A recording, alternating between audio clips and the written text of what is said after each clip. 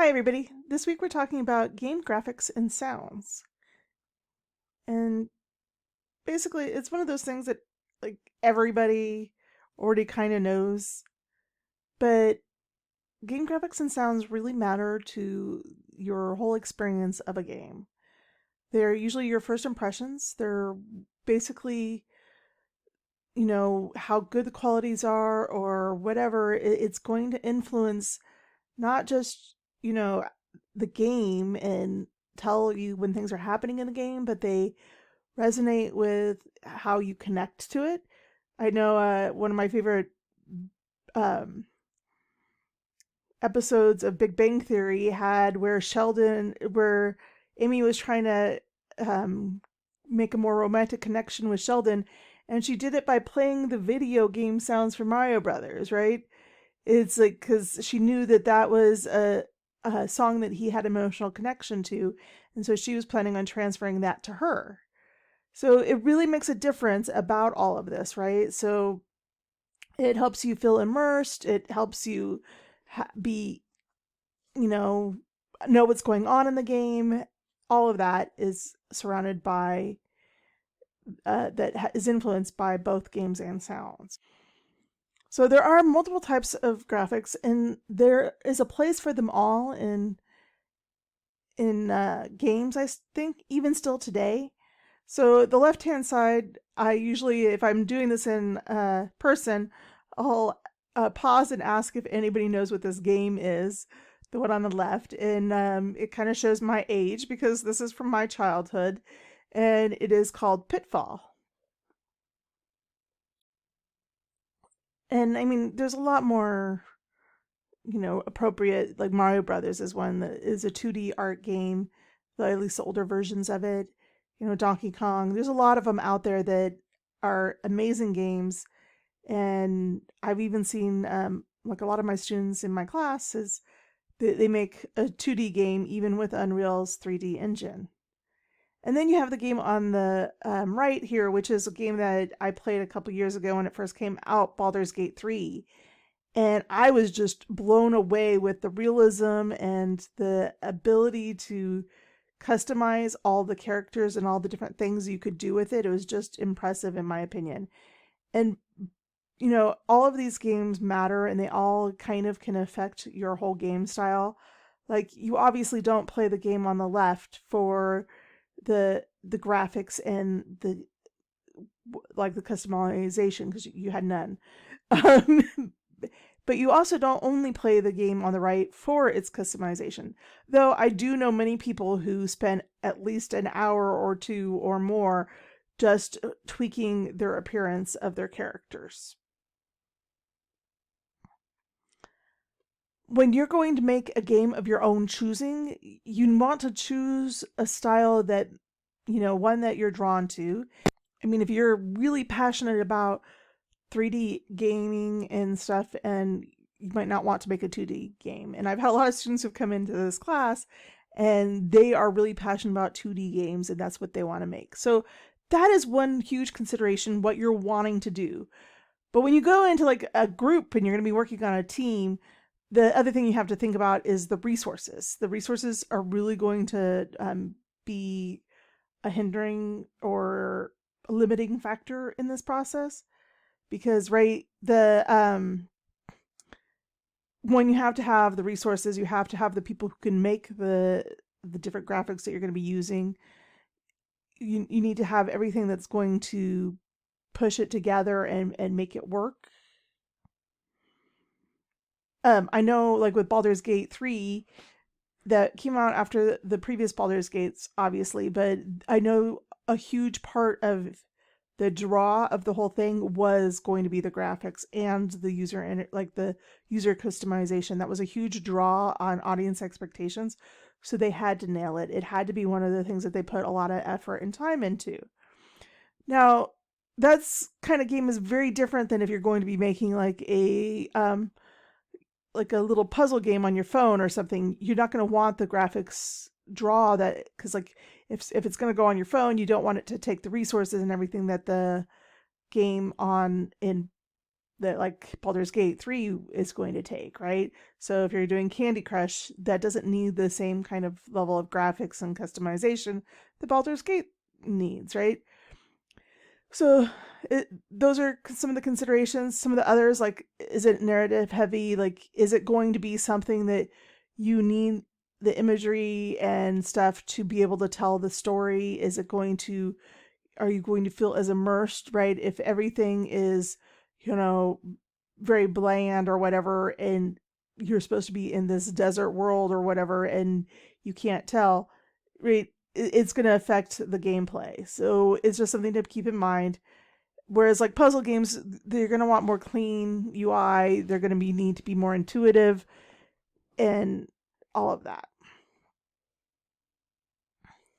So these again are some of the old arcade games that just get me back to my nostalgia period of, you know, Pac-Man, Duck Hunt, and Tetris. Tetris is still one of my favorite games ever.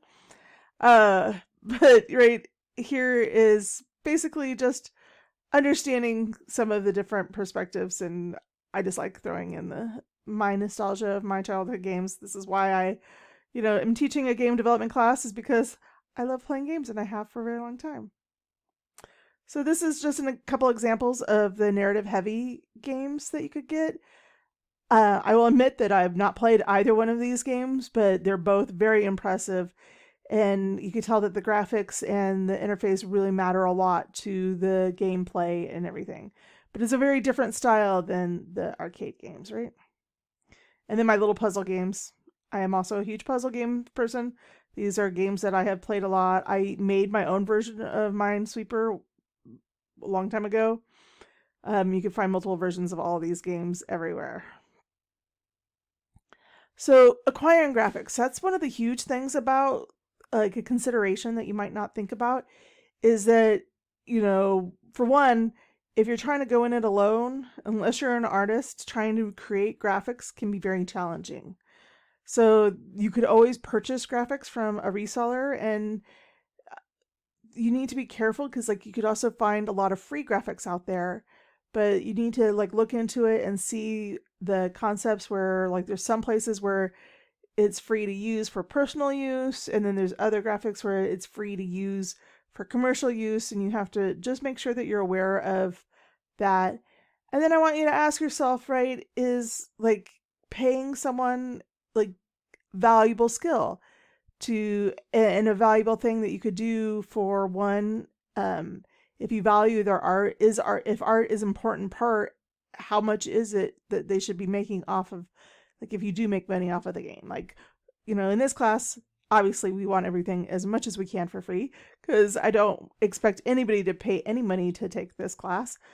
But, and, you know, but it's one of those things just to be aware of, that we don't want to steal from people that, that isn't appropriate. And, you know, if you are an artist and you do have that desire, is like, it does take a lot of time and effort to make, graphics, and then to incorporate it into an environment and have it work. So it's, time is money, right? So it's something to keep mindful of.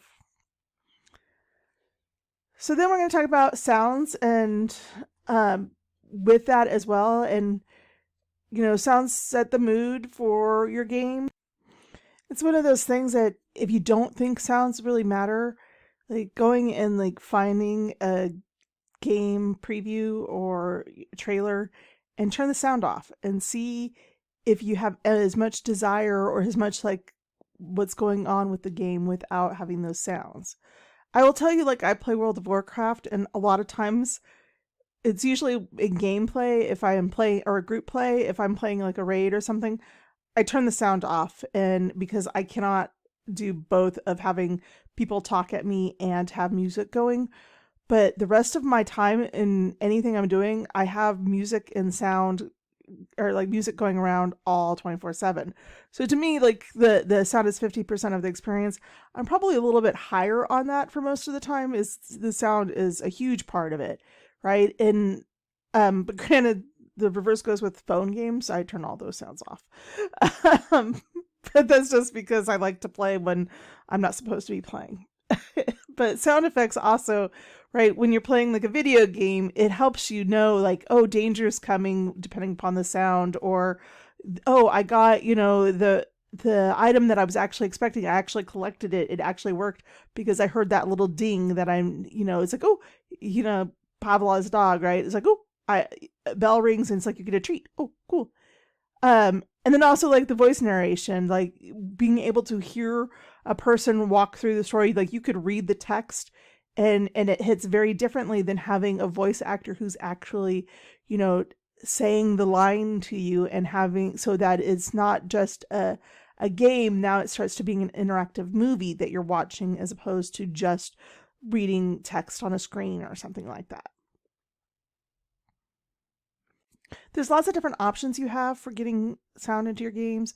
It's not just having like a music track that you're having played. If you're going to have a background music, having the loops actually go and having it done well.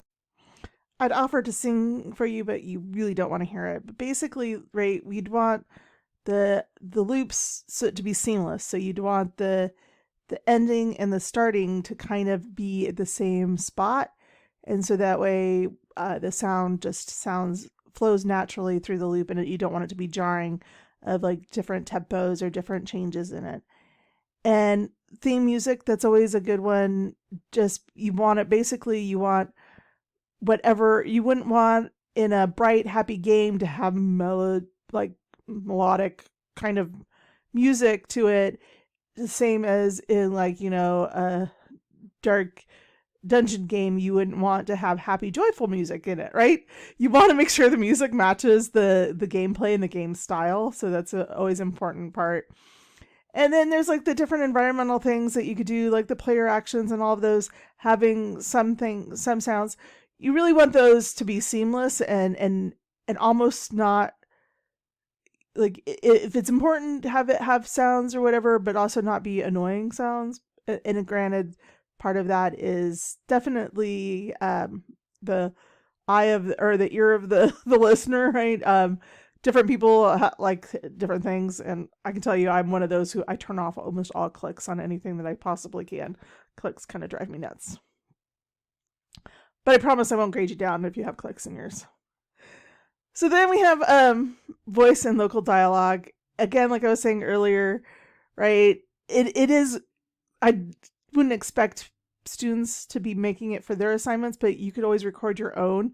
You can record like you saying a dialogue, like if you have a dialogue thing come up, and you can make it so that when you click, it plays this one dialogue, and so that instead of just having the dialogue on the screen, you could also have yourself saying the dialogue out loud. It just adds something to it. Granted, you want it to be not necessarily cold stone, like character with voice versus text only, right? You wouldn't, that would be very, if you get like a lot of the AI generated voice. I tried to read a book generated by AI. It was not pleasant. Um, so you want something that has more emotion, more, expression in it,